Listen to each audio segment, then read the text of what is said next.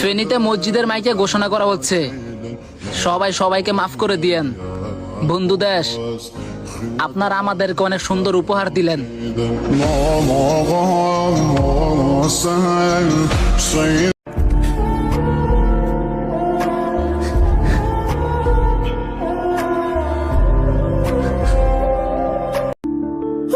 আগে জানতাম ইন্ডিয়া আমাদের পার্শ্ববর্তী দেশ, সব সময় আমাদের ভালোটাই চাইবো।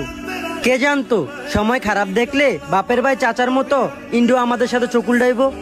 যাই হোক, আজকে থেকে ইন্ডিয়াকে বয়কট করলাম। ইন্ডিয়ার মতো বন্ধু থাকার চেয়ে পাকিস্তানের মতো শত্রু থাকা অনেক ভালো। তো গাইস, আপনারা তো সবাই জানেন বাংলাদেশের অনেক জেলায় বন্যায় অনেক ক্ষয়ক্ষতি হয়েছে। আর কিছু পারেন আর না পারেন, যে যে জায়গায় আছেন ওই জায়গা থেকে আল্লাহর কাছে ওনাদের জন্য দোয়া করেন।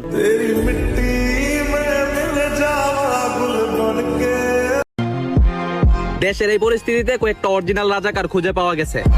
তারা অনলাইনে পোস্ট করতেছে CR7 এর নাকি ইউটিউবে একদিনে 20 মিলিয়ন সাবস্ক্রাইবার হয়ে গেছে। আমি বলি কি, আছো তো খুবই আরামে, বন্যায় ভেসে যাওয়া মানুষের কষ্ট তোমরা কি করে বুঝবে? যেই দিন তোমাকে করে গলা অব্দি পানি আসবে, তখন বইল তোমার CR7 বাপকে তোমাকে বাঁচাতে। এই মানুষটা কখনো ইউটিউব খুলতে পারবে না, কারণ ইউটিউব হাত পা ধরে নিষেধ করছে তাকে ইউটিউবে না আসার জন্য। যখনই রোনালদো ইউটিউব খুলবে তখনই সে দুনিয়ার 1 নম্বর ইউটিউবার হয়ে যাবে। মিস্টার বিস্টের তখন খানাও থাকবে না, আর ইউটিউব তাকে এত টাকা দিতেও পারবে না। সাথে সাথে ইউটিউব ক্রাশ করবে।